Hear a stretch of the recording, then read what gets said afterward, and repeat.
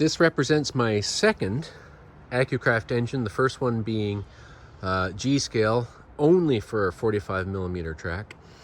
This one is dual gauge, so I can run it on both track. That's awesome.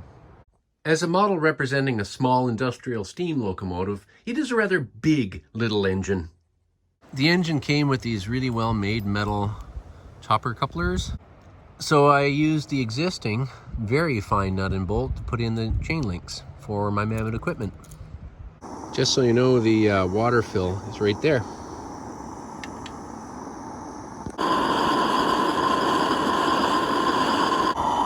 Pressure's coming up. The full working pressure of this engine is 60 psi.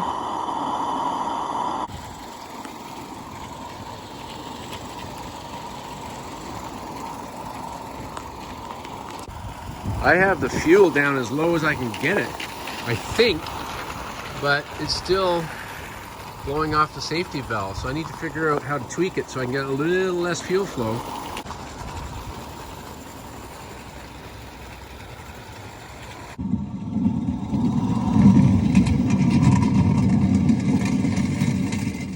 What do you think of that, little buddy?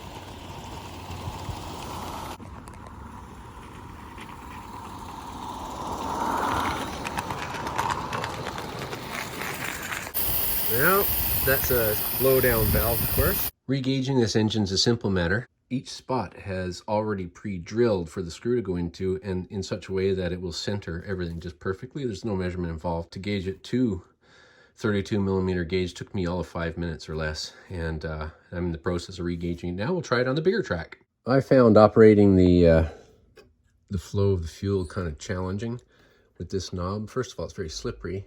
My fingers are a little oily and I couldn't really get a good grip on it. So what I'm going to do is a temporary measure, but probably I'll be saying it's a temporary measure 2 years from now. And I think you all know what I mean. Is I found this brass nail, and I'm going to put the brass nail in there. I'm going to put a dab of super glue to keep it in.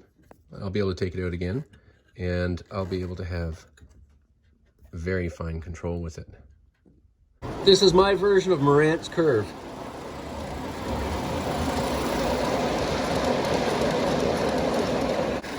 This is the planned elevated railway for when we're going to be doing work on replacing the rails, and this whole thing's going to be an elevated railway up here on the deck. The engine walked away with all these rail cars with no effort whatsoever.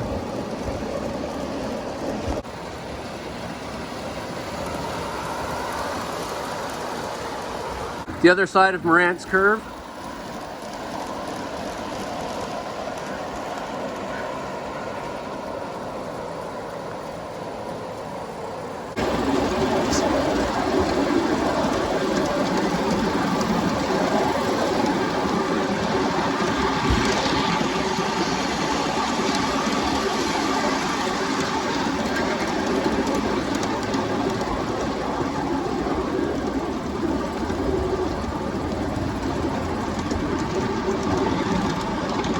For the run on board, I added in that CN boxcar as a camera car.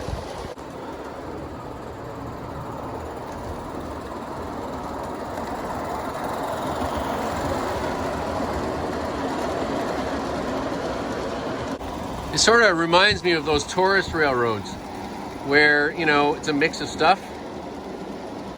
When I was a kid, I was at Fort Steele riding in a British Mark I rail car, a coach, pulled by a Shea locomotive.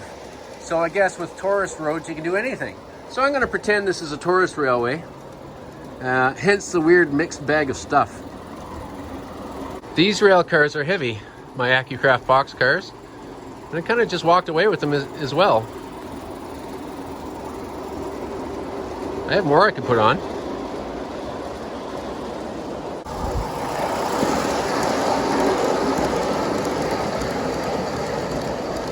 It slows down when it goes uphill on the deck. It's a slight grade. Well, that was fun. I'd try to put more rail cars on, except that I've got to be somewhere. I've got to do things. There's almost no pressure left. On the sight glass, maybe 5 pounds. Yeah, very little. Out it comes. My nail solution on the gas valve worked miracles. It was really good.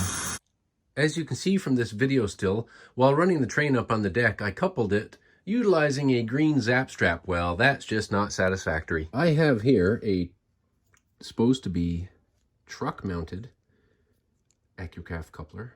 I can make that in there with a hole through it to put the nut and bolt. Once I cut the end piece off just now, I couldn't have almost planned it better. Look, put that in there, and I'll put the hole through it.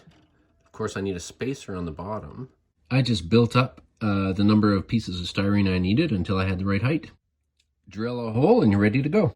Okay, so I put the nut back on, and it's okay to have a little bit of play. That's not bad at all.